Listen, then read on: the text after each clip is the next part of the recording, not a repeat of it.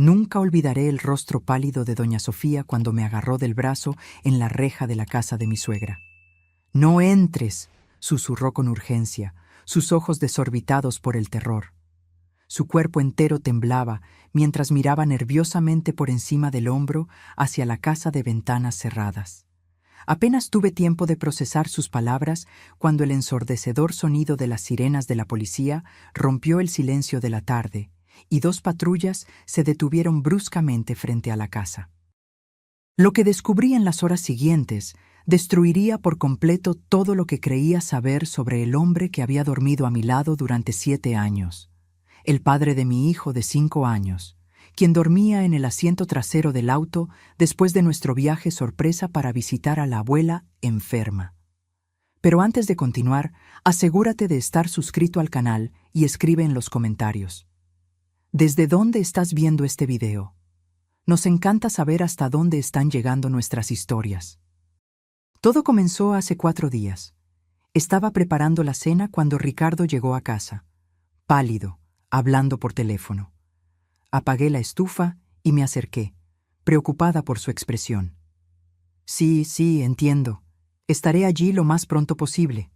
Colgó y me miró con ojos llenos de preocupación. Mi madre está enferma, muy enferma. Necesito ir a su casa ahora mismo. Doña Beatriz vivía en un pueblo pequeño, un pueblo mágico, a unas 3 horas de distancia, como Tepoztlán. Ella era una mujer fuerte, rara vez se enfermaba, lo que hacía la noticia aún más alarmante. «¿Qué tiene?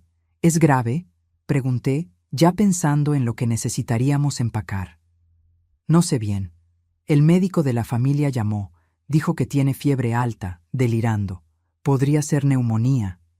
Ricardo ya estaba sacando una maleta del armario. «Tú te quedas con Pedrito. No sabemos qué tiene. Puede ser contagioso. No quiero arriesgarme a exponerlos». Acepté, aunque de mala gana. Doña Beatriz y yo siempre tuvimos una relación cercana, diferente a la mayoría de las nueras con sus suegras. Ella me acogió como a una hija desde el primer día, y la idea de no estar allí para ayudarla me molestaba. «Llama cuando llegues, por favor, y manténme informada sobre su estado». Ricardo asintió distraídamente mientras echaba algo de ropa en la maleta. 20 minutos después, besó mi frente y la cabeza de Pedrito, que veía caricaturas en la sala, y partió. En los 2 días siguientes, solo recibí mensajes cortos de Ricardo. «¿Llegué bien? Estamos en el doctor. Ella está descansando ahora. Situación bajo control». El tercer día, sin embargo, el silencio. Mis llamadas caían directo al buzón de voz. Mis mensajes quedaban sin respuesta. Una ansiedad creciente comenzó a apoderarse de mí. Intenté convencerme de que Ricardo probablemente estaba ocupado cuidando a su madre, tal vez en un hospital con mala señal de celular. Pero algo en el fondo de mi mente seguía incomodándome. 7 años de matrimonio me habían enseñado a reconocer cuando algo no estaba bien. En la mañana del 4.º día, tomé una decisión. Pedrito y yo haríamos una visita sorpresa. Quizás doña Beatriz estaba mejor y nuestra presencia la animaría. Si estaba peor, Ricardo necesitaría apoyo y yo podría ayudar a cuidarla. «Pedrito, ¿qué tal si vamos a visitar a la abuela? Le damos una sorpresa a ella y a papá», sugerí durante el desayuno. Los ojos de Pedrito brillaron. «¿Vamos a ver a la abuela? ¿Puedo llevarle el dibujo que hice para ella?». «Claro que sí, mi amor. Le encantará». En pocas horas, empaqué una pequeña maleta con ropa para 2 o 3 días, las medicinas de Pedrito, algunos juguetes y chucherías para el viaje. Antes de salir, dudé por un momento e intenté llamar a Ricardo una vez más. Buzón de voz de nuevo. Le envié un mensaje diciendo que lo extrañábamos y que estábamos preocupados, sin mencionar nuestro viaje. Realmente quería darle una sorpresa. El viaje fue tranquilo. Pedrito durmió la mayor parte del tiempo, y yo me perdí en mis pensamientos, oscilando entre la preocupación por doña Beatriz y una sensación extraña que no podía nombrar. Ricardo había estado distante en las últimas semanas, más reservado, trabajando hasta tarde. En su momento, lo atribuí al estrés del trabajo. Era gerente financiero en una empresa de inversiones y frecuentemente hablaba sobre la presión de manejar el dinero de los clientes. Pero ahora, conduciendo por la carretera con solo el sonido bajo del radio y la respiración suave de Pedrito en el asiento trasero, comencé a repasar pequeños detalles, momentos que parecían insignificantes de forma aislada, pero que juntos formaban un patrón perturbador. Llamadas que contestaba en el patio, lejos de mis oídos. Un nuevo candado en el cajón de su escritorio en casa. Viajes de trabajo más frecuentes. Pequeñas mentiras sobre dónde había estado o con quién. Sacudí la cabeza, tratando de alejar esos pensamientos. Estaba siendo paranoica. Ricardo era un buen esposo, un padre amoroso. Si estaba escondiendo algo, probablemente era alguna sorpresa para mí o una preocupación laboral que no quería compartir para no inquietarme. Cuando finalmente llegamos al tranquilo pueblo donde vivía doña Beatriz, el sol comenzaba a ponerse. Navegué fácilmente por las calles familiares hasta la casa amarilla de ventanas azules donde mi suegra había vivido desde que se jubiló como maestra. Inmediatamente noté algo extraño. Todas las ventanas estaban cerradas, con las cortinas corridas, algo inusual para doña Beatriz, a quien le encantaba la luz natural y el aire fresco. El auto de Ricardo estaba estacionado enfrente, lo que me trajo algo de alivio. Al menos, él estaba allí, como había dicho. Estacioné detrás de su auto y apagué el motor. ¿Llegamos, Pedrito?, preguntó mi hijo, frotándose los ojos somnolientos. Sí, amor. Llegamos a casa de la abuela. Pero puede que esté dormida, así que tenemos que estar muy calladitos, ¿de acuerdo? Pedrito asintió, desabrochándose el cinturón de seguridad. Salimos del auto, y mientras sacaba nuestra maleta de la cajuela, observé la casa más atentamente. Estaba extrañamente silenciosa. Ningún movimiento, ninguna luz visible por las rendijas de las cortinas. Si doña Beatriz estaba enferma y Ricardo la cuidaba, ¿no debería haber alguna señal de actividad? «¡Ven, mami!». Pedrito ya corría hacia la reja, ansioso por ver a su abuela. Cerré la cajuela y seguí a mi hijo. Estábamos casi llegando a la reja cuando noté un movimiento al otro lado de la calle. Una mujer salió apresuradamente de una de las casas vecinas, haciéndome señas frenéticamente. «Ana, Ana, espera», llamó en voz baja, urgente. La reconocí como doña Sofía, vecina de toda la vida de mi suegra, una señora amable que siempre nos ofrecía pan de naranja cuando la visitábamos. Ahora, sin embargo, su rostro estaba pálido, casi gris, y su cuerpo entero temblaba visiblemente mientras cruzaba la calle hacia nosotras. «Pedrito, espera aquí un momento. Mami necesita hablar con doña Sofía». Mi hijo se detuvo, intrigado por la expresión seria en mi rostro.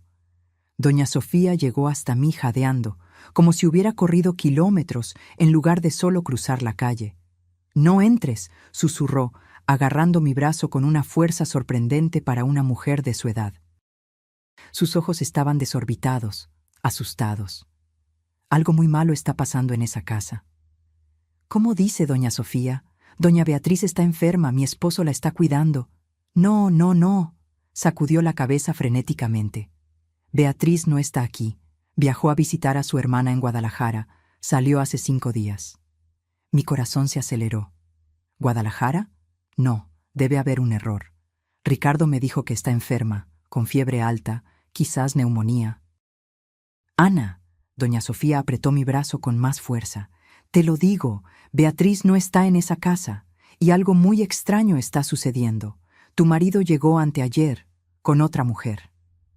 Fue como si el mundo se hubiera detenido por un instante. ¿Otra mujer? ¿Ricardo? La información simplemente no tenía sentido, no encajaba con la realidad que yo conocía. «Debe ser alguna enfermera», sugerí débilmente. «O una doctora, quizás». Doña Sofía negó con la cabeza. No era una profesional de la salud, Ana. Y no parecían amigables. Él la arrastró dentro de la casa. Ella se veía asustada. Antes de que pudiera procesar lo que estaba escuchando, el sonido de las sirenas rompió el silencio de la tarde tranquila. 2 patrullas policiales aparecieron en la esquina, acercándose rápidamente. «¡Mami, la policía!», exclamó Pedrito, corriendo a agarrarse de mis piernas, asustado por el ruido. Las patrullas se detuvieron bruscamente frente a la casa y 4 policías salieron, 2 de ellos con las manos en sus armas en la cintura. El oficial que parecía estar al mando, un hombre alto con un bigote canoso, se dirigió rápidamente a la reja. «Señora, por favor, aléjese de la casa», ordenó con voz firme, pero no hostil. «Necesito que lleve al niño a un lugar seguro». Pero esta es la casa de mi suegra», balbuceé, confundida y asustada. «Mi esposo está ahí dentro». El oficial intercambió una mirada significativa con sus colegas. «¿Cuál es el nombre de su esposo, señora?» «Ricardo Armendáriz. ¿Qué está pasando? ¿Por qué está aquí la policía?» El oficial hizo un gesto a 2 de sus colegas, quienes inmediatamente se posicionaron a los lados de la casa. Luego se dirigió a mí con un tono más suave. «Señora Armendáriz, soy el comandante Gustavo. Necesitamos que usted y su hijo se retiren por cuestiones de seguridad. ¿Podría esperar en casa de doña Sofía? Necesitaremos hablar después». Doña Sofía inmediatamente tomó mi hombro. «Ven, Ana, vamos a mi casa. Pedrito puede tomar un chocolatito caliente mientras esperamos». Como en un sueño, o mejor dicho, una pesadilla, me dejé guiar al otro lado de la calle, cargando a Pedrito. Él se agarraba de mi cuello, asustado por la situación que no comprendía. Desde la terraza de doña Sofía, observamos a los policías rodear la casa. El comandante habló algo por un megáfono que no pude distinguir completamente.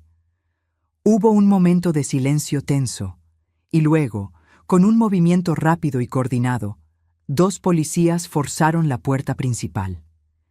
El sonido de la madera astillándose resonó en la calle silenciosa, haciendo que Pedrito apretara aún más su abrazo en mi cuello. Los policías entraron rápidamente, armas en mano. «¿Qué está pasando, doña Sofía?», pregunté con voz temblorosa.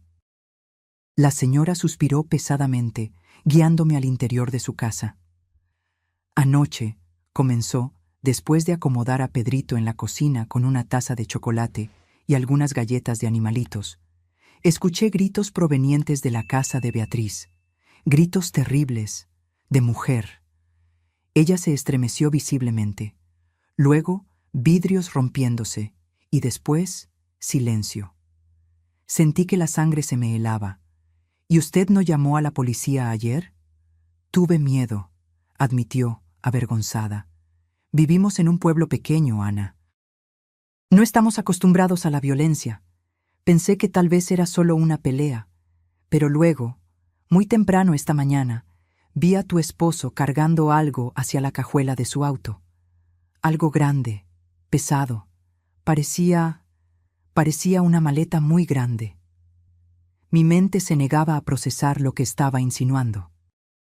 «Ricardo, mi Ricardo, el hombre que amablemente espantaba las arañas del baño por mí porque sabía que les tenía miedo, el hombre que le cantaba nanas a Pedrito incluso cuando estaba agotado por el trabajo. No, era imposible». «Salió conduciendo», continuó doña Sofía, «y regresó 1 hora después, sin la maleta. Fue entonces cuando decidí llamar a la policía. Les conté todo lo que vi. Me pidieron que me quedara en casa y les avisara si lo veía de nuevo».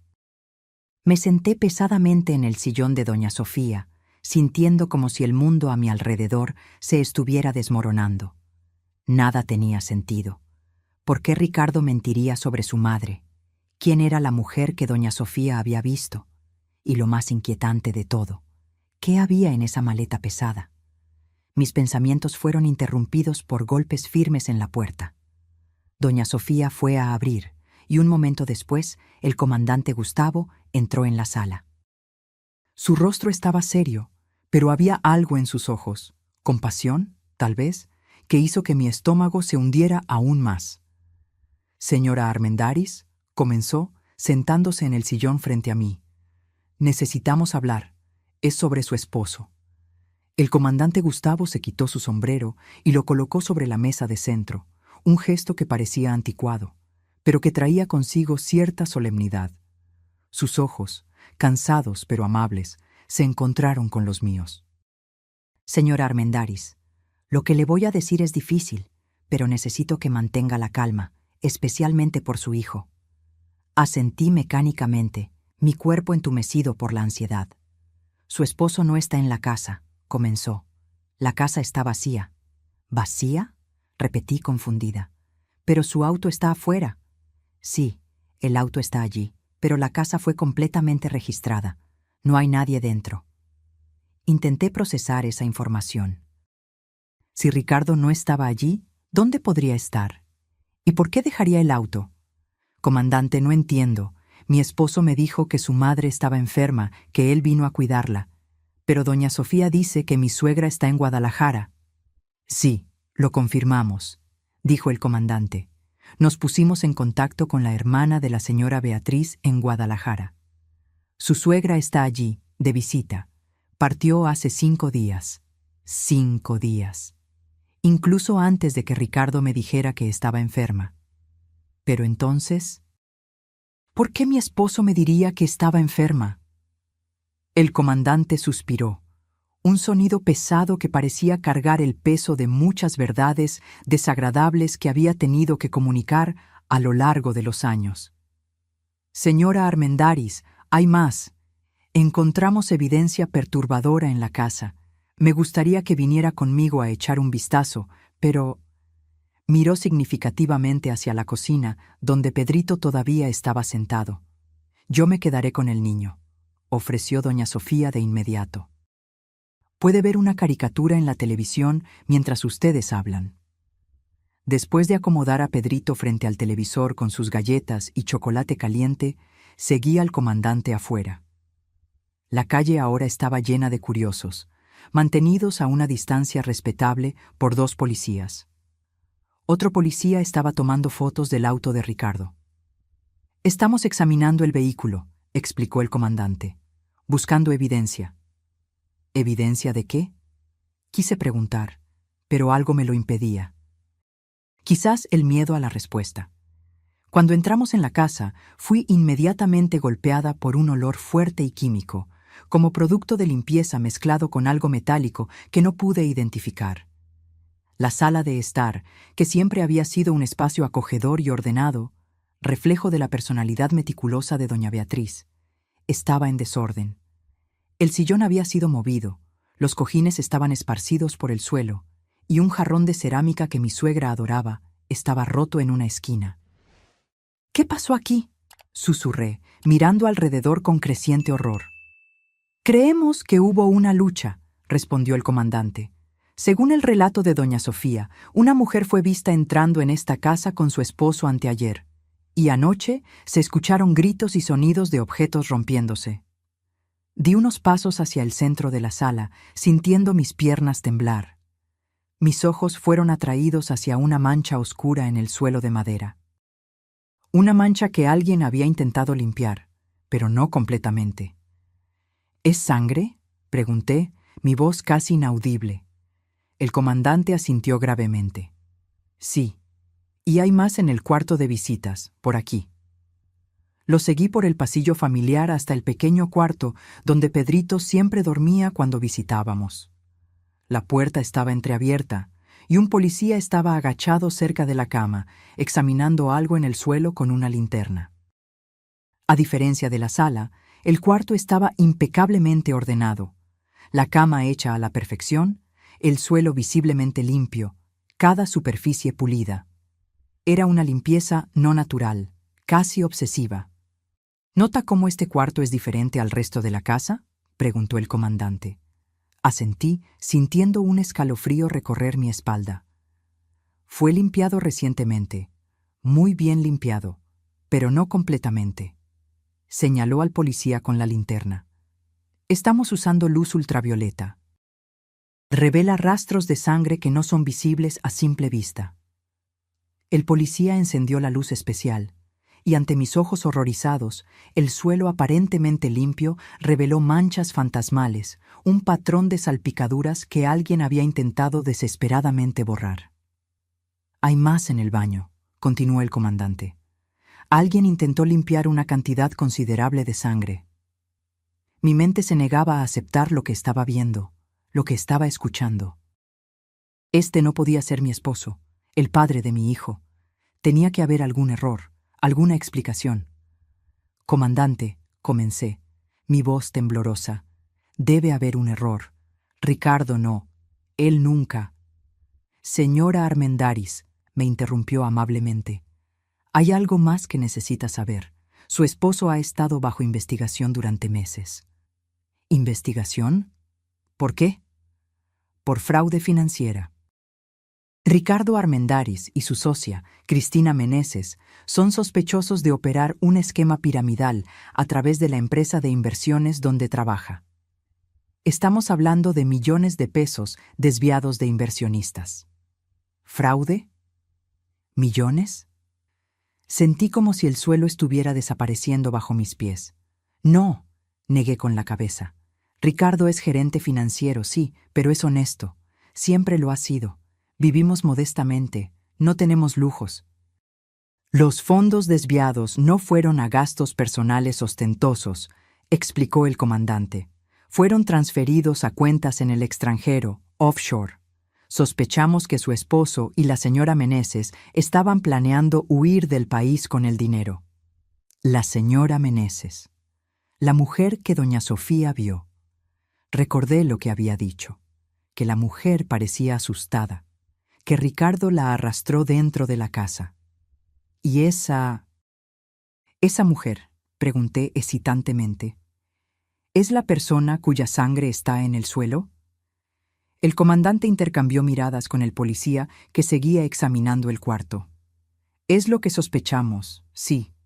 La cantidad de sangre es consistente con una herida grave, posiblemente fatal.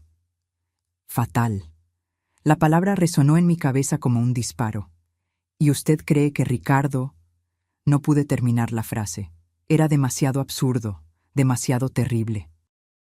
Señora Armendáriz, el comandante puso una mano suave en mi hombro. Hay algo más que debe saber. Encontramos un diario debajo de la cama. Aparentemente pertenece a Cristina Meneses. La última entrada es de ayer. En ella escribe sobre haber descubierto que su esposo planeaba traicionarla, quedarse con todo el dinero. Ella lo confrontó y él se puso violento. Violento, una palabra que nunca asocié con Ricardo. En 7 años de matrimonio, nunca lo vi perder el control. Nunca lo vi levantar la voz, mucho menos la mano. ¿Cómo podía ser este el mismo hombre? Me tambaleé hasta el borde de la cama y me senté, incapaz de mantenerme en pie por más tiempo. Mi cabeza daba vueltas con la cantidad de información, cada una más devastadora que la anterior. ¿Y la maleta? Pregunté casi involuntariamente, recordando el relato de doña Sofía. El comandante dudó, como si sopesara cuánto debía contarme. La estamos buscando. Su esposo fue visto saliendo con la maleta esta mañana, conduciendo fuera del pueblo. Regresó sin ella 1 hora después. Tenemos equipos rastreando la región, especialmente áreas aisladas como cerros o presas. Un escalofrío recorrió mi cuerpo al entender la implicación. Estaban buscando un cuerpo, el cuerpo de Cristina Meneses. En ese momento, el policía que estaba en el cuarto se levantó abruptamente. «Comandante, encontramos algo». Estaba sosteniendo un pequeño objeto brillante con unas pinzas. Era un brazalete delicado, de oro con pequeñas piedras azules. Nunca lo había visto antes. «No es mío», dije automáticamente. «Y tampoco de doña Beatriz». «Probablemente pertenece a Cristina Meneses», asintió el comandante, haciendo un gesto al policía para que guardara la evidencia en una bolsa de plástico. Mi teléfono sonó repentinamente, haciéndome saltar. Lo saqué del bolsillo con manos temblorosas. Un número internacional aparecía en la pantalla. «Puede ser mi suegra», dije, mostrándole el teléfono al comandante. Él asintió. «Conteste y ponga el altavoz, por favor».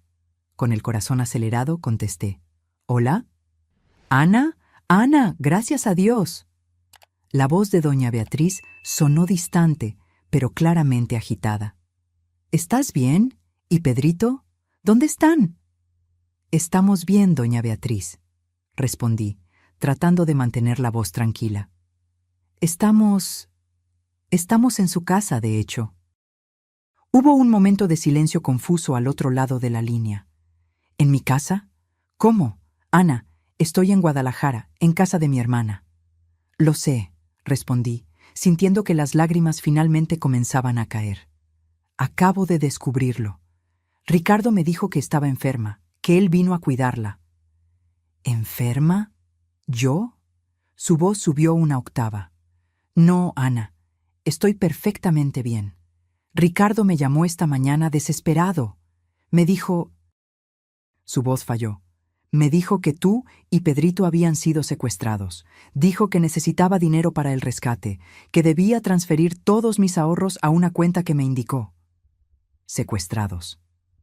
La mentira se volvía más elaborada, más terrible. El comandante gentilmente tomó el teléfono de mi mano. Señora Beatriz, aquí es el comandante Gustavo de la Policía Ministerial. Su nuera y su nieto están a salvo con nosotros. No ha habido ningún secuestro. Su hijo le mintió. Dios mío, gimió doña Beatriz. ¿Qué está pasando? ¿Dónde está Ricardo? Eso es lo que estamos tratando de averiguar, señora. Por favor, no transfiera ningún dinero a la cuenta que su hijo le indicó. Estamos en medio de una investigación que puede involucrar crímenes graves. Después de algunas garantías de que Pedrito y yo estábamos realmente bien, y la promesa de mantenerla informada, el comandante finalizó la llamada. Me quedé sentada en el borde de la cama, en silencio, tratando de procesar todo. Mi esposo, el hombre que amaba, el padre de mi hijo, era un criminal, un defraudador y posiblemente un asesino. ¿Qué pasa ahora?, pregunté finalmente, mi voz sonando extrañamente vacía incluso para mí misma. Ahora, respondió el comandante, necesitamos encontrar a su esposo antes de que intente huir de nuevo. Y para eso, señora Armendáriz, necesitamos su ayuda. La sala de estar de doña Sofía se había transformado en un improvisado centro de comando policial. Mapas fueron esparcidos sobre la mesa de centro, radios transmitían mensajes codificados, y policías entraban y salían constantemente, siempre con expresiones serias. Pedrito dormía en el cuarto de visitas, agotado por el estrés y la confusión del día. Sentada en el sillón, con una taza de té intacta frente a mí, escuchaba al comandante Gustavo explicar el plan. «Tenemos razones para creer que su esposo regresará», dijo, marcando un punto en el mapa del pequeño pueblo. Dejó el auto en casa de su madre, probablemente para no levantar sospechas, y ahora que le pidió dinero a doña Beatriz, querrá saber si hizo la transferencia. «Y ustedes quieren usar eso como carnada», constaté, sintiendo un extraño distanciamiento, como si estuviera hablando de un extraño, no del padre de mi hijo. «Exactamente», confirmó el comandante. «Doña Beatriz lo llamará diciendo que el banco está poniendo dificultades para la transferencia internacional, que exigen que un representante haga el retiro personalmente aquí en México». ¿Y creen que él se lo creerá?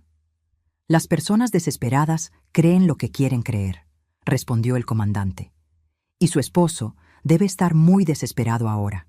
El pensamiento de que Ricardo, mi Ricardo, pudiera ser descrito como desesperado, era surreal.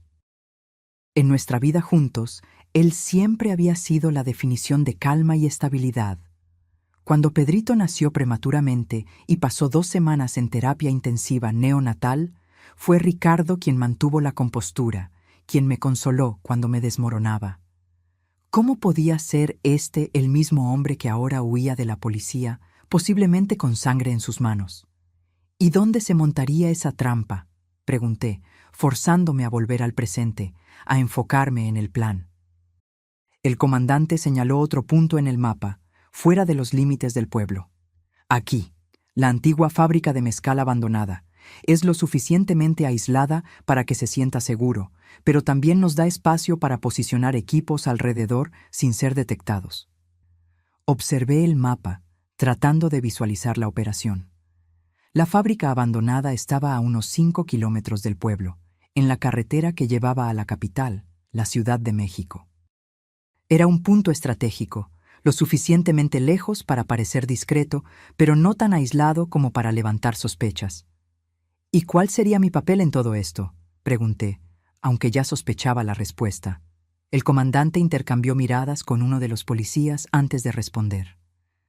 Señora Armendáriz, no le voy a mentir. Su presencia podría ser un elemento crucial. Si su esposo la ve, eso podría desarmarlo, hacer que baje la guardia. Quiere que sea el cebo, traduje directamente. No la pondremos en peligro, aseguró apresuradamente. Usted se quedaría en una camioneta de observación, a una distancia segura. Solo aparecería después de la captura, cuando él ya estuviera contenido. Pensé en Pedrito, durmiendo inocentemente en el cuarto de al lado, sin idea de que su mundo estaba a punto de desmoronarse. Pensé en doña Beatriz, que me había acogido como a una hija, ahora enfrentando la terrible revelación sobre el hijo que había criado. Y pensé en Cristina Meneses, una mujer que nunca conocí, pero cuya sangre manchaba el suelo de la casa de mi suegra. Lo haré, decidí, mi voz sorprendentemente firme. Pero con una condición. Pedrito se queda aquí con doña Sofía. Él no puede ver nada de esto. El comandante asintió aliviado. Claro, ya lo habíamos considerado. Dejaremos a 2 policías aquí para su protección también. Las horas siguientes pasaron en un torbellino de actividad. Doña Sofía preparó un cuarto para Pedrito, donde él dormía pacíficamente, ajeno al caos que había engullido nuestro mundo. Lo observé por unos minutos antes de salir, su carita relajada en el sueño, sus pequeños dedos agarrados al conejito de peluche que había traído de casa. ¿Cómo le explicaría que su padre, su héroe, era un criminal? ¿Cómo protegería su corazón del dolor que seguramente vendría? En la sala, el comandante Gustavo hablaba por teléfono con doña Beatriz, dándole instrucciones precisas sobre lo que debía decirle a Ricardo. Ella llamaría. Diría que estaba enfrentando dificultades con la transferencia internacional, que el banco exigía un representante local para autorizar el retiro. ¿Está entendiendo, doña Beatriz?, preguntó el comandante. Es crucial que parezca natural, que él crea que usted realmente está intentando ayudarlo a conseguir el dinero del rescate. Al otro lado de la línea, escuché la voz temblorosa de mi suegra. Incluso a la distancia, incluso después de descubrir las mentiras de su hijo, ella seguía siendo la mujer fuerte que yo admiraba. Entiendo perfectamente, comandante. Haré mi parte, por Ana y por mi nieto. Cuando colgó, el comandante se giró hacia mí. Ella lo llamará en 15 minutos. Si muerde el anzuelo, tendremos cerca de 1 hora para posicionarnos en la fábrica abandonada. Asentí mecánicamente, todavía tratando de procesar todo lo que estaba sucediendo. Una parte de mí aún esperaba despertar en cualquier momento, descubrir que todo era solo una pesadilla terrible. Pero el peso del celular en mi mano, el olor a café que venía de la cocina de doña Sofía, el murmullo constante de las radios policiales, todo era demasiado real. ¿Y si no aparece?, pregunté súbitamente. El comandante intercambió miradas con uno de los policías antes de responder. Entonces seguiremos buscando. Tenemos equipos rastreando toda la región, verificando carreteras, hoteles, posadas. No irá lejos, señora Armendáriz, especialmente si cree que puede obtener el dinero de su madre. 15 minutos después, el teléfono del comandante sonó. Era doña Beatriz, lista para hacer la llamada a Ricardo. Todos en la sala se quedaron en silencio mientras el comandante ponía la llamada en altavoz. El teléfono sonó 1, 2, 3 veces. Cuando pensé que caería en el buzón de voz, la voz familiar de mi esposo sonó al otro lado de la línea. «Madre, ¿conseguiste el dinero?». Era la voz de Ricardo, pero al mismo tiempo no lo era. Había una frialdad, una dureza que nunca había percibido antes. O tal vez siempre estuvo allí, y yo simplemente no quise verla. «Ricardo, hijo», la voz de doña Beatriz temblaba genuinamente. No necesitaba fingir la desesperación. «Estoy tratando, Estoy haciendo todo lo que puedo. Fui al banco aquí en Guadalajara, pero me dijeron que una transferencia de ese valor a una cuenta desconocida levantaría sospechas, que necesitarían autorización especial. No tenemos tiempo para burocracia, madre, interrumpió Ricardo, su voz tensa. Ellos dieron un plazo. Si no entrego el dinero... Lo sé, hijo, lo sé. Por eso el gerente del banco sugirió otra solución. Tienen un representante en México, en nuestro pueblo. Él puede autorizar el retiro directamente, sin toda esa burocracia. Estará con el dinero en efectivo. Hubo un silencio al otro lado de la línea. Casi podía ver a Ricardo sopesando, evaluando los riesgos. Finalmente habló. ¿Dónde sería ese encuentro? En la antigua fábrica de mezcal, al final de la carretera principal. El gerente dijo que es un lugar discreto, donde nadie vería la transacción. Otro silencio, más largo esta vez. ¿Cuándo?, preguntó finalmente. Hoy por la tarde a las 5. Estará solo, con un maletín negro. Necesitas ir solo también, Ricardo. Él fue muy claro sobre eso. ¿Y el dinero estará todo allí? ¿Todo lo que pedí? Sí, hijo. Todo mi dinero de la jubilación, los ahorros de una vida. Pero vale la pena, si eso trae a Ana y Pedrito de vuelta a salvo. La mención de nuestros nombres hizo que mi estómago se revolviera. ¿Cómo podía usar así a las personas que supuestamente amaba? De acuerdo, dijo Ricardo después de una pausa. Lo encontraré, pero si es una trampa, madre, si algo sale mal. No es trampa, hijo. La voz de doña Beatriz falló. Es tu madre tratando de ayudar. Por favor, trae a mi nieto y a mi nuera de vuelta a salvo. La llamada fue terminada. Todos en la sala soltaron la respiración que inconscientemente contenían.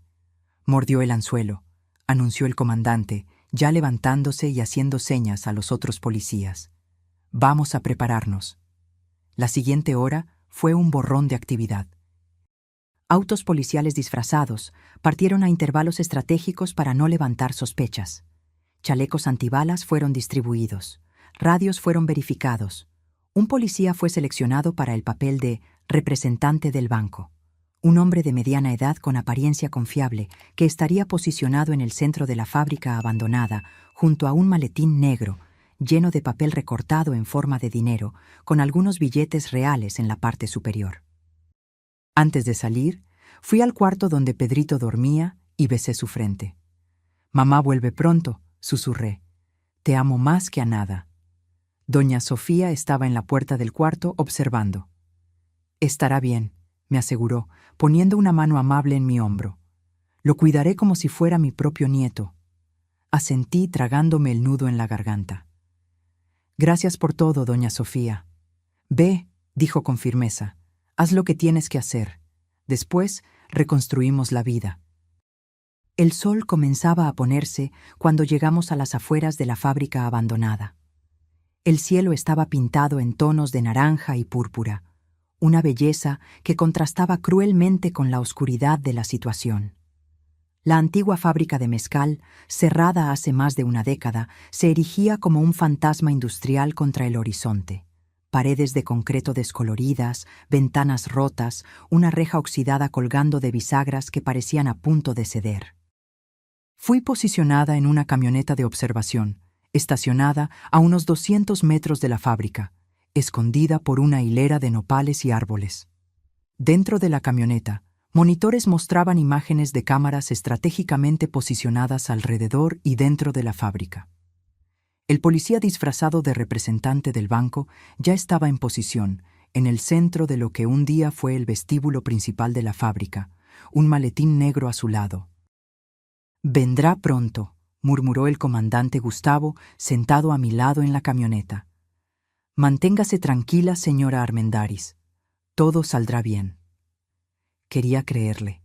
Quería creer que después de este día terrible podría comenzar a reconstruir algún tipo de vida para Pedrito y para mí. Pero ¿cómo reconstruir sobre ruinas tan profundas? «Movimiento», anunció uno de los policías en la camioneta, señalando a uno de los monitores. Mi corazón se disparó cuando vi una figura solitaria acercándose cautelosamente por la entrada lateral de la fábrica. Incluso en las imágenes granuladas de las cámaras de seguridad, incluso con el casco de motocicleta cubriendo su rostro, yo reconocería a Ricardo en cualquier lugar. El hombre que amé, el hombre que traicionó no solo a mí, sino a sí mismo, a todo lo que yo creía que él era. Se movió como un depredador, cauteloso, calculador. Se detuvo a una distancia segura del policía disfrazado, observando. Su mano derecha estaba escondida dentro de la chaqueta. «Está armado», murmuró el comandante, llevando el radio a sus labios. «Equipos en posición, sospechoso armado». El policía disfrazado hizo un gesto hacia el maletín, intentando atraer a Ricardo más cerca. «¿Eres del banco?», preguntó Ricardo, su voz amortiguada por el casco. «Sí, señor», respondió el policía con calma. «Tengo el dinero aquí», como acordó con su madre. Ricardo dio un paso al frente, luego se detuvo, todavía desconfiado. «Muéstrame el dinero primero». El policía se agachó y comenzó a abrir el maletín. Fue entonces cuando el comandante dio la señal. «Ahora», ordenó por el radio. En segundos, luces potentes se encendieron de todos lados, inundando la fábrica abandonada. Policías surgieron de sus escondites, armas apuntadas. «¡Policía! ¡Alto! ¡Manos a la cabeza!». Los gritos resonaron por las paredes de concreto. Ricardo se congeló por un instante. Luego, con un movimiento rápido, sacó un arma de dentro de la chaqueta y disparó al aire. «¡Aléjense!», gritó, retrocediendo hacia la salida. «No», susurré, horrorizada al ver a mi esposo, el padre de mi hijo, transformado en ese extraño desesperado y peligroso. Ricardo intentó correr, pero ya estaba rodeado. Uno de los policías disparó, acertando el neumático de la motocicleta que estaba estacionada en la entrada. El sonido del disparo resonó por la fábrica abandonada, seguido por el estallido del neumático. Desestabilizado, Ricardo tropezó y cayó pesadamente al suelo. El arma se le escapó de la mano, deslizándose por el concreto sucio. En segundos, 3 policías lo inmovilizaron, forzando sus brazos hacia atrás y esposándolo. «Ricardo Armendáriz, usted está arrestado por fraude, sospecha de intento de homicidio, extorsión y posesión ilegal de arma», anunció uno de los policías, mientras retiraba el casco de la cabeza de Ricardo. Por primera vez en días, vi el rostro del hombre que había compartido mi cama, mi vida. Ya no había máscara de amabilidad, de estabilidad. Sus ojos estaban salvajes, furiosos, su mandíbula tensa en una expresión que nunca había visto antes. «Lo llevaremos a la comisaría», dijo el comandante Gustavo, levantándose y haciendo una señal al conductor de la camioneta. «¿Usted quiere verlo ahora o prefiere esperar hasta que estemos en la comisaría?». Dudé solo un momento. «Ahora», decidí. «Necesito mirarlo a los ojos. Necesito entender. Si es que hay algo que entender». El comandante asintió. «Vamos, entonces». Cuando la camioneta se detuvo a pocos metros de donde Ricardo estaba siendo levantado del suelo por los policías, sentí una ola de emociones contradictorias. Rabia, tristeza, confusión, incluso un doloroso resquicio de amor. Este hombre había sido mi mundo durante 7 años, el padre dedicado de mi hijo, o eso creía yo. Salí de la camioneta lentamente, mis piernas temblorosas. Ricardo, ahora de pie, flanqueado por policías que sujetaban firmemente sus brazos, giró la cabeza hacia el sonido de la puerta abriéndose. Cuando me vio, sus ojos se abrieron de shock. «¿Ana?», dijo, su voz una mezcla de incredulidad y confusión. ¿Qué estás haciendo aquí?». Me acerqué cautelosamente, deteniéndome a unos metros de distancia. Observé su rostro, buscando cualquier rastro del hombre que pensé conocer. No encontré nada. «Hola, Ricardo», dije, mi voz sorprendentemente firme. «Sorpresa, ¿no? Pedrito y yo vinimos a visitar a tu madre enferma». La comprensión reemplazó lentamente la confusión en su rostro. Sus ojos se entrecerraron, calculadores. «Ana querida, esto es un malentendido», intentó, su voz súbitamente suave. persuasiva, la misma voz que usaba para convencer a Pedrito de comer verduras, para calmarme después de un día difícil. Puedo explicarlo todo. Estoy trabajando en una operación secreta, tratando de atrapar criminales dentro de la empresa. Tuve que mentir para protegerte, para proteger a Pedrito. Era una mentira tan transparente, tan desesperada, que casi me río. Casi. Basta de mentiras, Ricardo, dije, manteniendo la voz baja, consciente de los policías a nuestro alrededor. Sé lo de la fraude, sé lo de Cristina Meneses, vi la sangre en el suelo de la casa de tu madre. El cambio en su rostro fue instantáneo y aterrador. La máscara de preocupación se desmoronó, revelando algo frío y calculador debajo. No sabes nada, siseó. Sé lo suficiente. Sé que me mentiste durante años. Sé que usaste mi nombre y el de Pedrito para intentar extorsionar a tu propia madre. Sé que... Mi voz falló por un momento. Sé que pudiste haber matado a una mujer y escondido su cuerpo. Ricardo no lo negó. No demostró remordimiento. En cambio, me miró con una frialdad que me hizo temblar. Siempre fuiste tan ingenua, Ana, dijo, con una sonrisa que no alcanzaba sus ojos. Tan fácil de engañar. Sí, querida, voy a trabajar hasta tarde.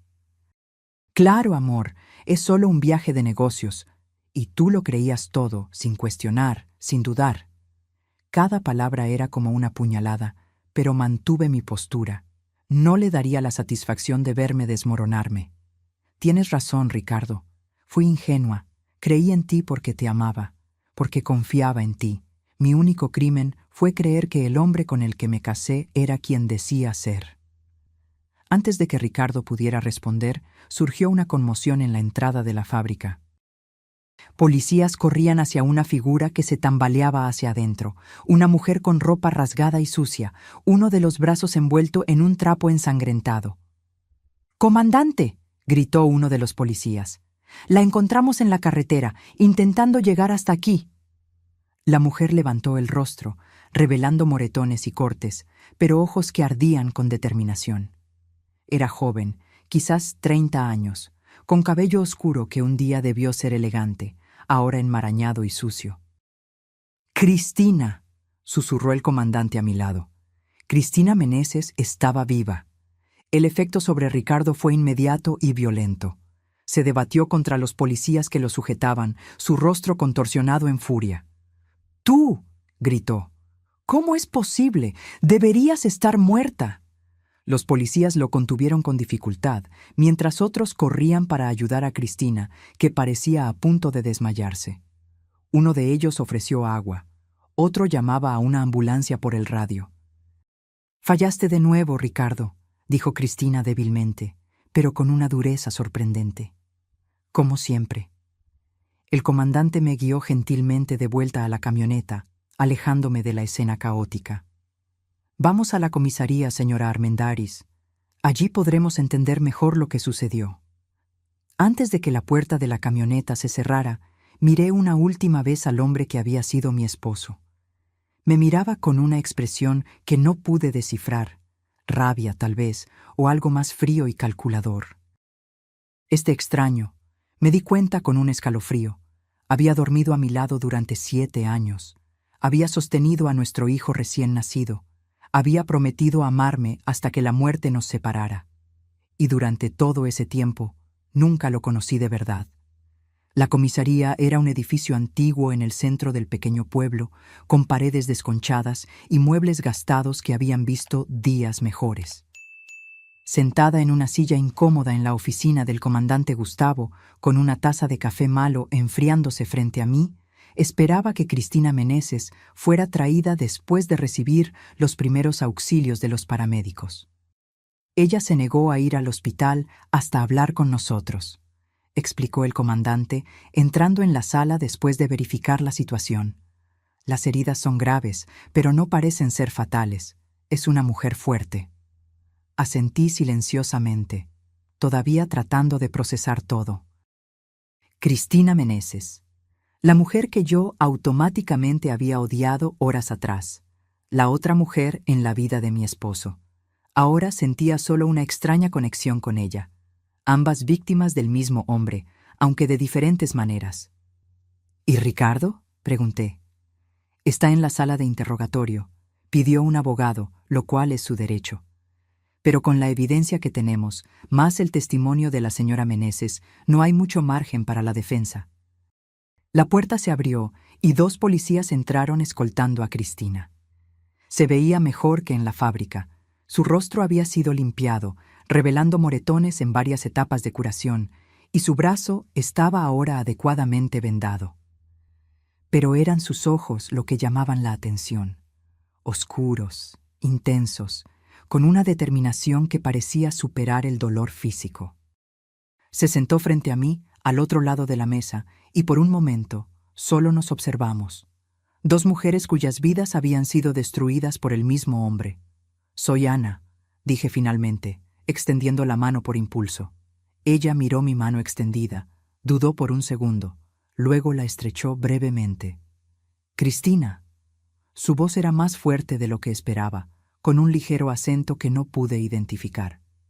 El comandante carraspeó, encendiendo una grabadora sobre la mesa. «Señora Meneses, si se siente lo suficientemente bien, quisiera que nos contara exactamente qué sucedió en la casa de la señora Beatriz Armendáriz». Cristina respiró hondo, mirando rápidamente hacia mí antes de comenzar su historia.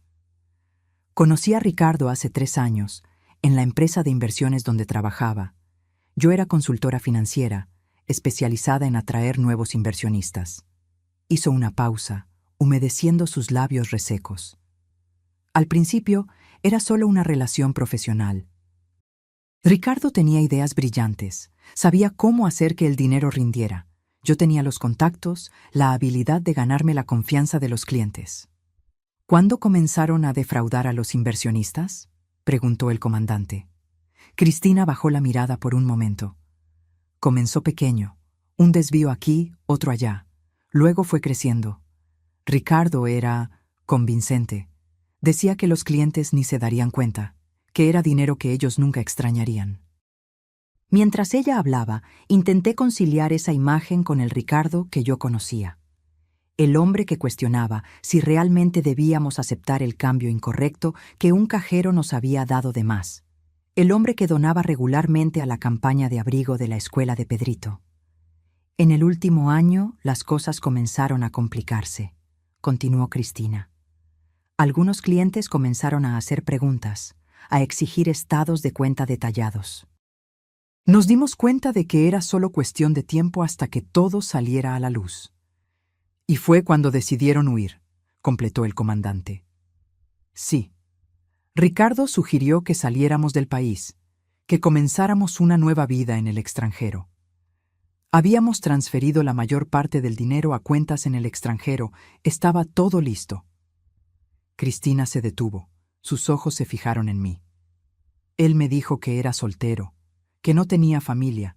Solo supe de usted y su hijo después de que ya era demasiado tarde». Sentí un nudo en la garganta. Ricardo no solo me había mentido a mí, sino también a ella. Ambas éramos piezas en su juego elaborado. «¿Qué pasó en la casa de su madre?», pregunté, mi voz casi un susurro. Cristina cerró los ojos por un momento, como si reuniera fuerzas. Cuando las cosas comenzaron a ponerse peligrosas en la ciudad, Ricardo sugirió que nos escondiéramos en la casa de su madre. Dijo que ella estaba de viaje, que la casa estaría vacía. Dijo que nos quedaríamos allí por unos días, hasta que consiguiéramos los documentos finales para dejar el país. Ella tocó ligeramente el vendaje en su brazo antes de continuar. La primera noche, todo parecía normal. Ricardo estaba tenso, pero lo atribuía a la situación. La segunda noche, mientras él se duchaba, tomé su teléfono para revisar algunas transferencias que habíamos hecho. Fue cuando vi todo. «¿Qué vio?», preguntó el comandante. «Mensajes para un contacto en Cancún organizando un único boleto de avión. No 2, solo 1, a nombre de Ricardo. Y transferencias. Todas nuestras cuentas conjuntas habían sido vaciadas, el dinero movido a una cuenta a la que solo él tenía acceso. Sus ojos se encontraron con los míos. También había mensajes para usted y fotos de su hijo. Sentí que mi corazón se oprimía. Incluso planeando abandonar a su familia, Ricardo mantenía esa fachada, esa doble vida. Cuando lo confronté, continuó Cristina, su voz ahora más baja, él se transformó. Nunca lo había visto así antes. Sus ojos eran los ojos de un extraño, fríos, calculadores. Respiró hondo. Tomó mi frasco de perfume y me golpeó en la cabeza. Caí. Comenzó a estrangularme, diciendo que yo era un problema, que nunca debí meterme en sus cosas. ¿Cómo sobrevivió?, pregunté, horrorizada por la violencia del hombre que había compartido mi cama. Perdí el conocimiento. Cuando desperté, estaba sola, cubierta de sangre. Pude arrastrarme fuera de la casa, al cobertizo de herramientas en la parte trasera. Pasé la noche allí, entrando y saliendo de la conciencia. A la mañana siguiente, vi a Ricardo cargando una maleta grande al auto. Pensé que tal vez iba a ponerme allí dentro. Ella se estremeció visiblemente. Cuando él se fue, intenté pedir ayuda, pero estaba demasiado débil. Pasé el día escondida, tratando de recuperar fuerzas. Fue cuando escuché las sirenas, vi a la policía. El comandante hizo algunas preguntas más, detalles sobre la fraude, sobre el plan de fuga. Cristina respondió a todo con una claridad sorprendente para alguien que había pasado por tal calvario. Cuando terminó su relato, parecía exhausta, pero de alguna manera también más ligera, como si compartir la verdad hubiera removido un peso de sus hombros. «Hay una cosa más», dijo, metiendo la mano en el bolsillo de su pantalón rasgado. Retiró un pequeño dispositivo USB. «Todas las pruebas están aquí. Registros de las fraudes, nombres de los clientes afectados, detalles de las cuentas en el extranjero. Siempre mantengo copias de seguridad de todo». Ricardo creía que yo confiaba ciegamente en él. Una sonrisa irónica tocó sus labios. Ese fue su error. El comandante tomó el dispositivo cuidadosamente, colocándolo en un sobre de evidencia.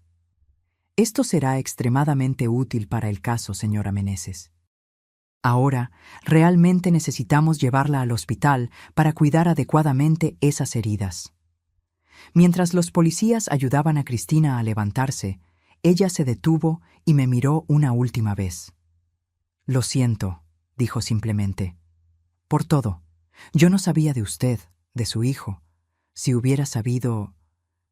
«No es su culpa», respondí. Y me di cuenta de que era verdad.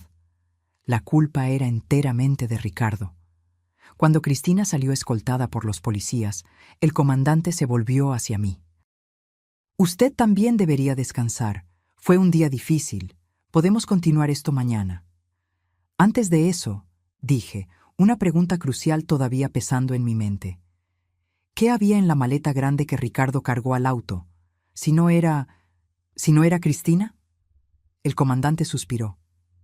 «Aún no lo sabemos con certeza. Equipos están rastreando la región donde fue visto deteniendo el auto. Pero si tuviera que adivinar, diría que eran evidencias de la fraude, documentos incriminatorios, tal vez incluso dinero en efectivo. Algo que no quería que encontráramos en la casa». Asentí, un extraño alivio recorriéndome. Al menos Ricardo no era un asesino, a pesar de haber intentado convertirse en uno. «¿Puedo verlo?», pregunté súbitamente. «Antes de irme, necesito mirarlo a los ojos una última vez». El comandante dudó. «Ya pidió un abogado». «Técnicamente, no deberíamos permitir visitas en este momento». «Por favor», insistí. «No como visitante, como esposa. Prometo no interferir en el caso, no hacer preguntas sobre la investigación. Solo necesito este cierre». Después de un momento de consideración, el comandante asintió. 5 minutos, y un policía se quedará presente todo el tiempo. La sala de interrogatorio era pequeña y desprovista de personalidad. Una mesa de metal, 2 sillas, paredes grises. Ricardo estaba sentado de un lado de la mesa, las manos esposadas frente a él. Cuando entré, levantó los ojos, y por un instante fugaz vi un destello de algo en su mirada. Sorpresa, tal vez incluso vergüenza, pero fue rápidamente reemplazado por la máscara de indiferencia que ahora usaba. Me senté frente a él, consciente del policía parado junto a la puerta y de la cámara en la esquina de la sala. Por un largo momento, solo nos miramos. Este hombre, que un día fue el centro de mi mundo, ahora parecía un extraño. ¿Por qué?, pregunté finalmente, la única palabra que podía formar. Ricardo inclinó la cabeza ligeramente, como si considerara la pregunta. ¿Por qué qué exactamente? ¿Por qué la fraude? ¿Por qué Cristina? ¿Por qué mentirte a ti? Todo eso, cualquier cosa. Solo quiero entender. Él suspiró, un sonido que parecía casi genuino en su cansancio. Tú no lo entenderías, Ana. Nunca entenderías lo que es sentirse atrapado, limitado, mirar al futuro y ver solo mediocridad, un empleo mediocre, una casa mediocre, una vida mediocre. Nuestra vida no era mediocre, respondí, sintiendo una punzada de rabia por primera vez. Teníamos un hogar, un hijo, amor. ¿Qué más podrías querer? Una sonrisa fría tocó sus labios.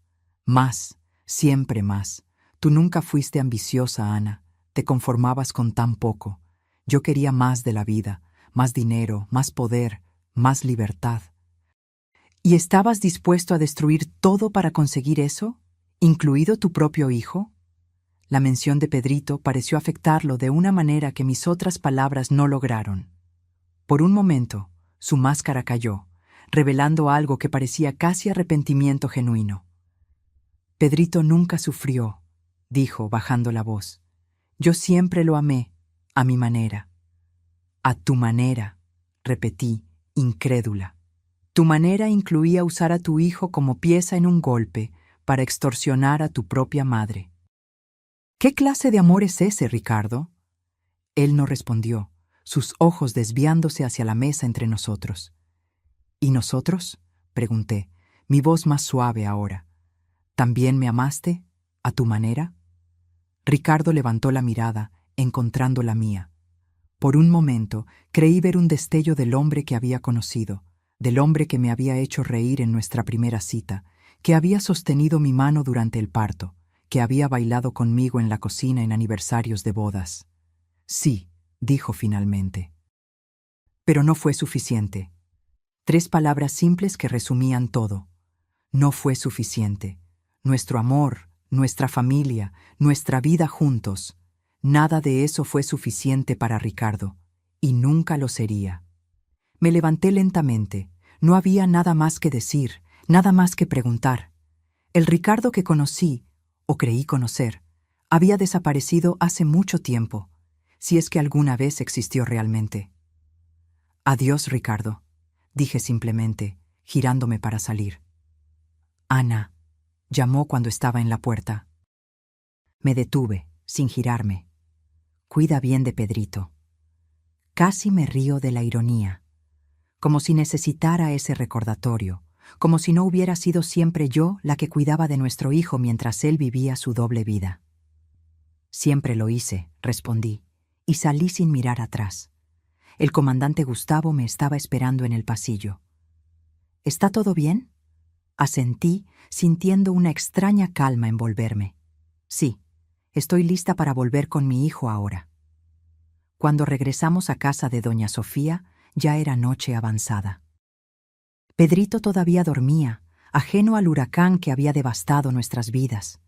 Me senté en el borde de la cama donde él dormía, observando su carita pacífica, sus pestañas largas, su pecho subiendo y bajando en respiraciones tranquilas.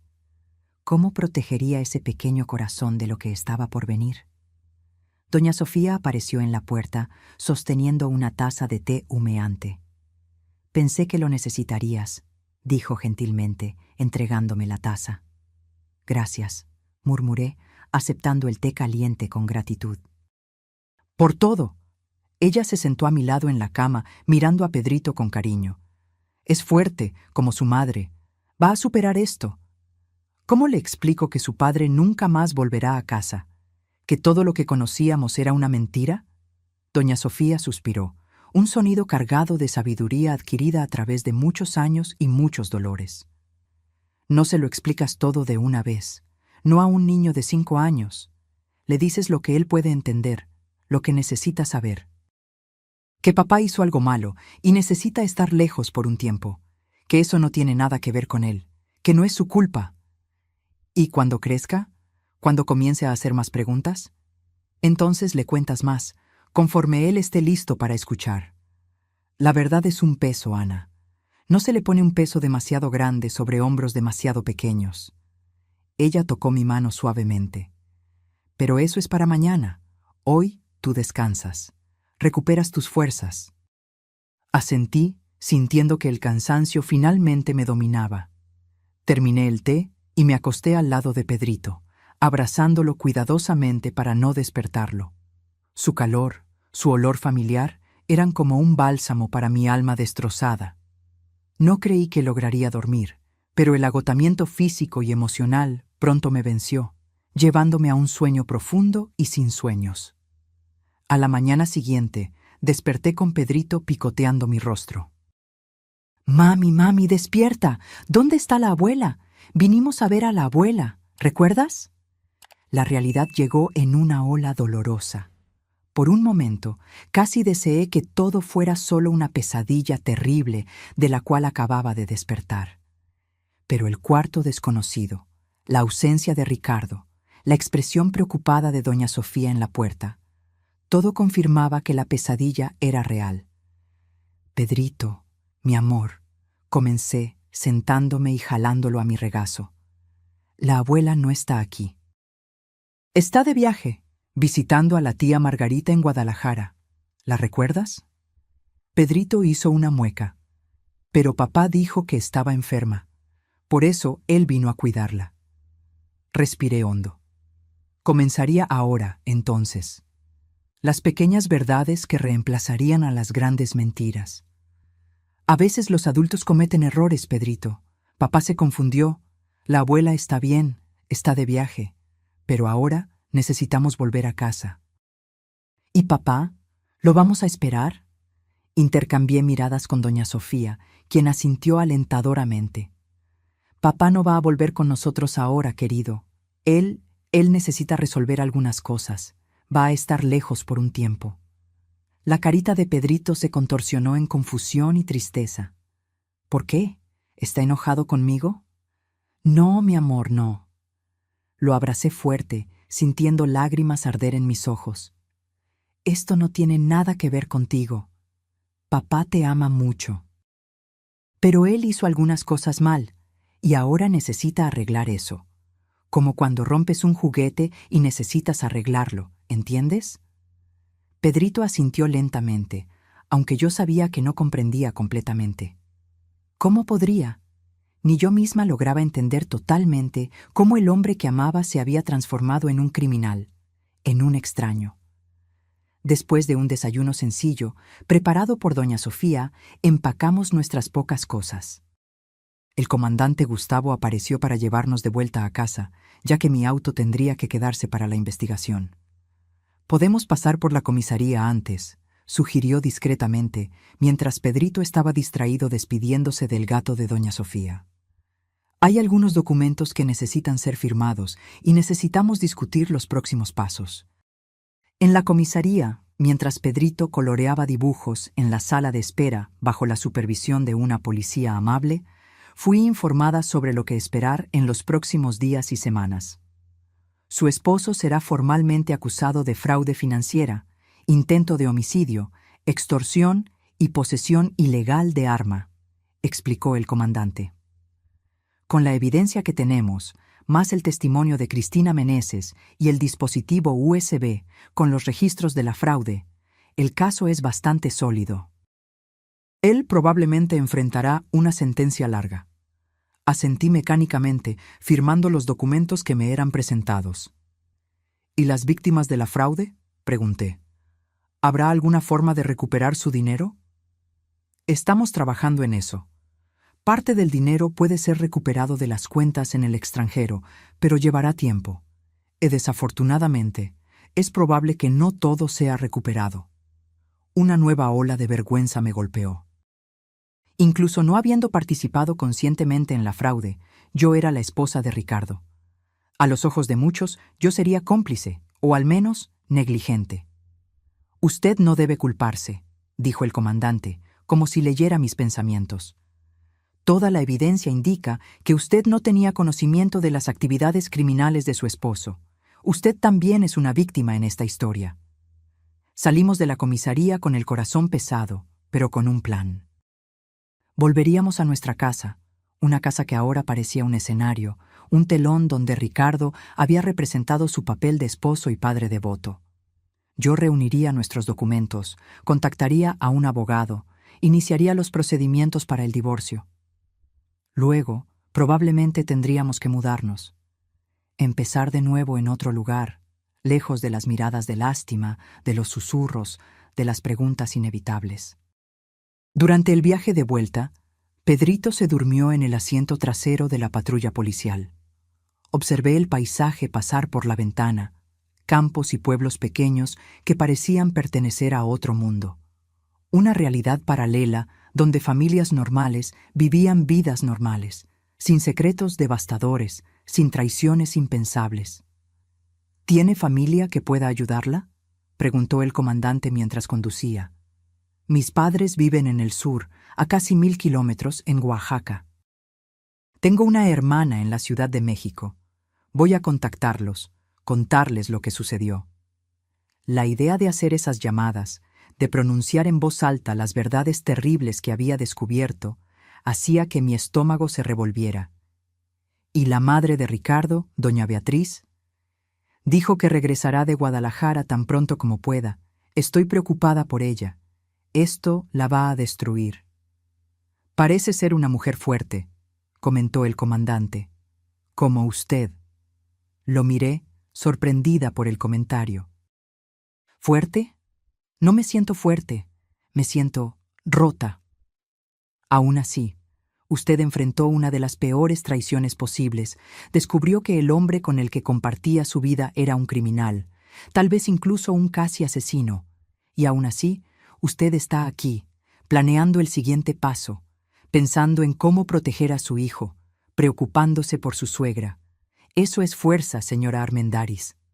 Sus palabras tocaron algo dentro de mí. Quizás él tenía razón. Quizás sobrevivir a esto, seguir respirando, seguir funcionando, era una forma de fuerza. No la fuerza exuberante y confiada que siempre imaginé, sino una fuerza silenciosa, nacida de la necesidad y del amor por mi hijo. Cuando finalmente llegamos a nuestra casa, mi casa ahora, ya era noche. Las luces estaban apagadas, la casa silenciosa y fría. Pedrito, todavía soñoliento, se agarró a mi cuello mientras lo cargaba hacia adentro. Gracias por todo, comandante, dije, deteniéndome en la puerta. Me mantendré en contacto, respondió. Y recuerde, usted no está sola en esto. Asentí, agradecida por el apoyo, y entré en la casa, cerrando la puerta detrás de mí. Allí, en el silencio de nuestra sala de estar, mirando las fotos de familia en la pared, sonrisas congeladas en momentos que ahora parecían pertenecer a extraños, sentí finalmente la realidad completa de mi situación. El hombre que amé, el padre de mi hijo, era un criminal, un mentiroso, un extraño. Nuestra vida juntos había sido construida sobre mentiras, y ahora yo estaba sola, enfrentando un futuro incierto, tratando de proteger a mi hijo de verdades que ni yo misma lograba comprender completamente. Pero mientras observaba a Pedrito dormirse en su cama, rodeado por sus juguetes favoritos, me di cuenta de que, a pesar de todo, todavía había verdad en mi vida. El amor por mi hijo era real. La fuerza que encontraría para seguir adelante sería real, y tal vez un día encontraría paz de nuevo. No hoy, no mañana, pero algún día.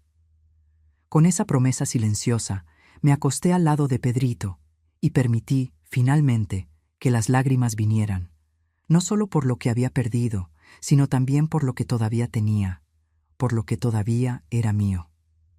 6 meses pasaron como un sueño febril. Días se transformaron en semanas, semanas en meses. mientras yo luchaba por reconstruir algún tipo de normalidad para Pedrito y para mí. Nos mudamos a un apartamento más pequeño, más cerca de su escuela. Volví a trabajar como maestra, profesión que había abandonado cuando Pedrito nació.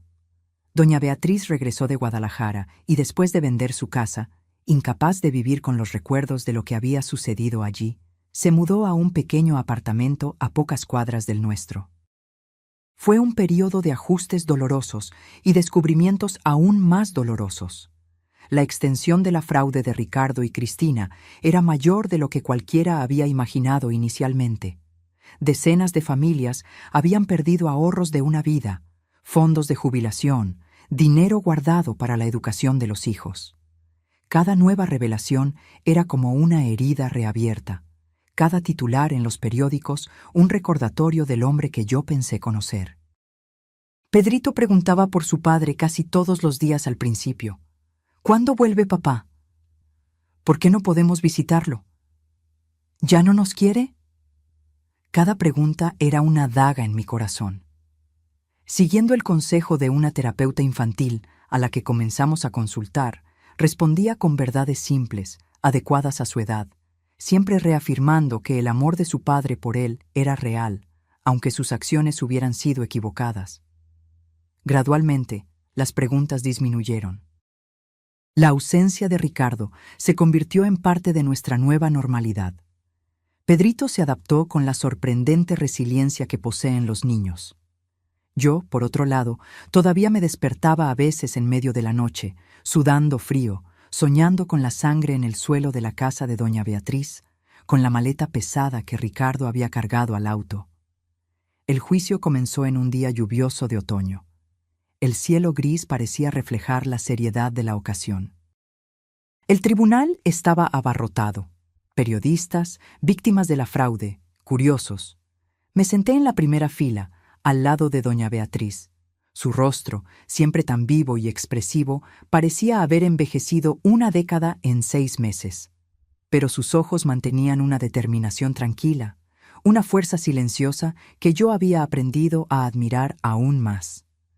«Va a estar todo bien», susurró ella, apretando mi mano cuando los oficiales anunciaron la entrada del juez. Cuando las puertas laterales se abrieron y Ricardo fue traído, sentí que mi corazón se aceleraba. Vestía un traje gris, muy diferente del uniforme de la prisión que había usado la última vez que lo vi. Su cabello estaba cuidadosamente peinado, su apariencia impecable, como siempre. Por un momento fugaz, parecía el hombre con el que me casé, elegante, controlado, confiado. Nuestras miradas se cruzaron brevemente. Algo pasó por sus ojos. Arrepentimiento, tal vez, o solo cálculo. Desvié la mirada, incapaz de sostener esa conexión por más tiempo. El fiscal se levantó, un hombre alto y delgado con gafas de montura gruesa. Su voz resonó por la sala silenciosa mientras detallaba las acusaciones. Fraude financiera agravada, intento de homicidio, extorsión, posesión ilegal de arma.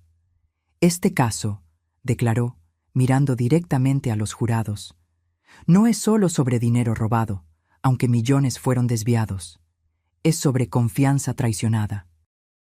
Confianza de clientes que creyeron estar invirtiendo en su futuro. Confianza de una socia de negocios que casi pierde la vida.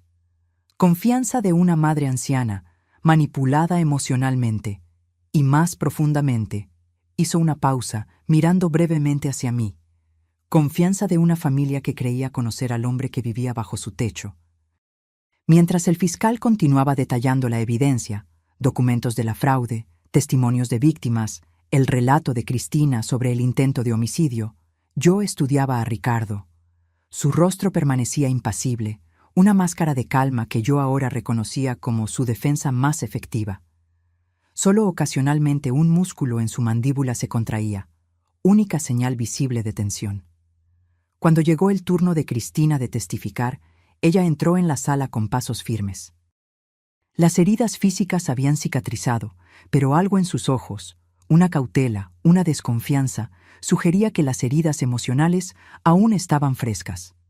vestida con un traje sencillo, cabello recogido en un moño austero, se veía muy diferente de la mujer ensangrentada y desesperada que yo había visto 6 meses atrás. Su testimonio fue claro y directo. Describió cómo conoció a Ricardo, cómo él la trajo al esquema de fraude con promesas de riqueza rápida, cómo gradualmente se dio cuenta de la extensión de sus mentiras. Y luego, en detalles gráficos, relató la noche en que él intentó matarla. «Cambió en un instante», dijo, su voz sorprendentemente firme. «En un momento estábamos discutiendo sobre el dinero, sobre los boletos, sobre sus planes de abandonarme. Al segundo siguiente, sus ojos se transformaron. Tomó mi frasco de perfume del tocador y me golpeó en la cabeza. Tocó ligeramente su sien, donde una fina cicatriz aún era visible. Cuando caí, comenzó a estrangularme. Dijo que yo era un problema, que sabía demasiado, que hablaba demasiado, que nadie me extrañaría. El abogado defensor, un hombre de mediana edad con una expresión perpetuamente escéptica, hizo lo posible por desacreditar el testimonio de Cristina. Sugirió que ella era tan culpable como Ricardo en la fraude, que estaba tratando de obtener una sentencia más leve echándole toda la culpa a él. Insinuó que la pelea había sido mutua, que ella había atacado a Ricardo primero. Pero Cristina permaneció inquebrantable. «Sí, participé en la fraude. Nunca lo negué. Estoy preparada para enfrentar las consecuencias legales de mis acciones. Pero no ataqué a Ricardo. Y no inventé el intento de homicidio. Los registros médicos, las fotos de mis heridas, la sangre encontrada en la casa, todo eso confirma mi versión. Ricardo Armendáriz intentó matarme porque yo descubrí que planeaba traicionarme, quedarse con todo el dinero y abandonarme. Cuando llegó mi turno de testificar, sentí un extraño distanciamiento, como si estuviera hablando de la vida de otra persona. Respondí a las preguntas del fiscal con claridad, relatando el día en que llegué a casa de doña Beatriz, la advertencia de doña Sofía, el descubrimiento de la sangre, la revelación sobre la fraude. El abogado defensor fue más agresivo conmigo de lo que había sido con Cristina. Insinuó que yo debía haber sospechado de las actividades de Ricardo, que era imposible vivir con alguien durante tantos años sin notar discrepancias. ¿Usted nunca cuestionó el origen de los recursos que sostenían su estilo de vida?, preguntó, su voz cargada de insinuaciones. «¿Qué estilo de vida?», repliqué, sintiendo una chispa de indignación. Vivíamos modestamente. El salario de Ricardo en la oficina de inversiones era bueno, pero no extravagante. Nuestra casa era hipotecada, nuestro auto era de modelo básico. Nunca hubo señales de riqueza inexplicable. ¿Y los viajes de negocios frecuentes, las llamadas secretas, las horas extendidas en el trabajo? ¿Usted nunca sospechó de nada? ¿Sospeché de qué, exactamente? ¿Que mi esposo estaba cometiendo fraude? ¿Que estaba llevando una doble vida? No, nunca sospeché de eso, confié en él. Miré directamente a Ricardo mientras pronunciaba las últimas palabras. Ese fue mi único error. A lo largo de los días siguientes, más testigos fueron llamados, víctimas de la fraude, policías involucrados en la investigación, peritos forenses que analizaron la evidencia del intento de homicidio. El caso de la acusación era sólido, casi irrefutable. La defensa intentó argumentar que Ricardo había sido manipulado por Cristina, que era ella la mente detrás de la fraude. Intentó minimizar la gravedad de la agresión, sugiriendo que Ricardo había actuado en el calor del momento, sin intención real de matar. Pero las evidencias, incluyendo búsquedas encontradas en la computadora de Ricardo sobre cómo esconder un cuerpo y profundidad para enterrar, contradecían esa narrativa. En el penúltimo día del juicio, Ricardo finalmente tuvo la oportunidad de hablar. Se levantó lentamente, ajustó el saco y miró alrededor de la sala antes de fijar la mirada en el juez. «Su señoría, señoras y señores del jurado», comenzó, su voz tranquila y medida. «No voy a negar las acusaciones contra mí. La evidencia es clara». Un murmullo recorrió la sala. Nadie esperaba una confesión en este punto. Cometí fraude. Engañé a personas que confiaban en mí. Traicioné a mi socia de negocios, a mi madre. Hizo una pausa, mirando brevemente en mi dirección, y a mi familia. Mantuve mi expresión neutra, aunque por dentro estaba en un torbellino. ¿Era esta otra actuación? ¿Otra manipulación? ¿O había alguna verdad genuina en sus palabras? No tengo excusas para mis acciones, continuó. Solo explicaciones que sé que no disminuyen la gravedad de lo que hice. Comencé con pequeños desvíos, creyendo que podría devolver el dinero antes de que alguien se diera cuenta. Pero una mentira llevó a otra, un desvío a otro mayor, y pronto estuve atrapado en una red que yo mismo tejí. Respiró hondo antes de continuar. En cuanto a la acusación de intento de homicidio contra Cristina Meneses, sus ojos se desviaron brevemente hacia ella, sentada al otro lado de la sala. Hubo una altercación, sí. Perdí el control. Actué de manera violenta, impensada. No pretendía matarla, solo silenciarla. Cuando me di cuenta de la magnitud de lo que había hecho, entré en pánico y huí. Fue cobardía, lo sé. ¿Y su esposa? ¿Su hijo? Preguntó el juez, una intervención inusual, pero que pareció vocalizar la pregunta que todos en la sala se hacían. ¿El falso secuestro para extorsionar a su madre? Ricardo bajó la mirada por primera vez. Fue mi momento más bajo, admitió. Estaba desesperado, necesitaba dinero para huir. Usé a las personas que deberían ser más importantes para mí como peones en un juego sórdido.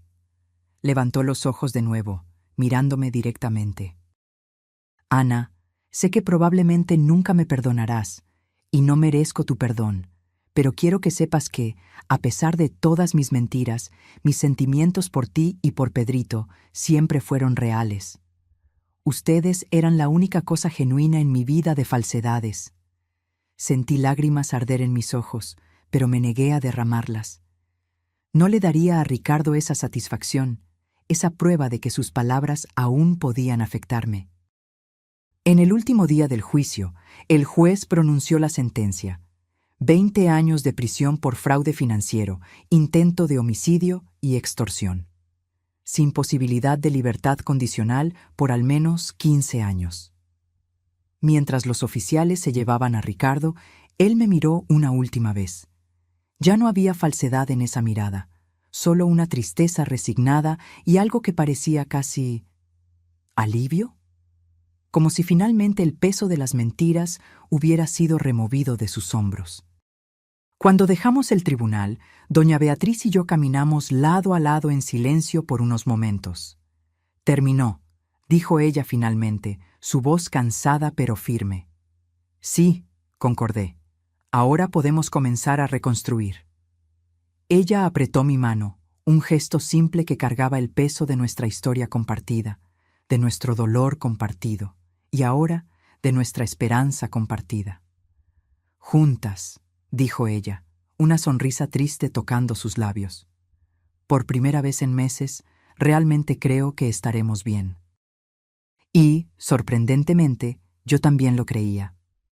2 años pasaron desde aquel almuerzo. Daniel y yo avanzamos lentamente, construyendo una relación basada en honestidad absoluta, en respeto mutuo, en comprensión compartida de las fragilidades y fuerzas del otro. Pedrito y Julieta se volvieron inseparables, un pequeño equipo unido por libros, juegos y secretos infantiles. Doña Beatriz adoptó a Daniel como el hijo que nunca tuvo, además de Ricardo, frecuentemente invitándolo a cocinar juntos, enseñándole recetas de familia. Ricardo continúa en prisión, enfrentando su sentencia con una resignación que sugiere algún tipo de transformación interna. Pedrito lo visita cada 2 meses, siempre regresando con historias sobre los libros que su padre está leyendo, los cursos que está tomando, las cartas que escribe a otras víctimas de fraude como forma de reparación. No sé si esa transformación es genuina, si durará más allá de los muros de la prisión, pero por ahora parece real para Pedrito, y eso es lo que importa. En cuanto a mí, aprendí que la vida rara vez sigue los caminos que planeamos. que las personas que amamos pueden traicionarnos profundamente y que extraños pueden convertirse en nuestro puerto seguro, que la fuerza no viene de la ausencia de caídas, sino de la determinación de levantarse después de ellas. Aquel susurro de doña Sofía en esa tarde fatídica había cambiado mi vida para siempre. Había destruido la realidad que yo conocía. Pero de las cenizas de esa destrucción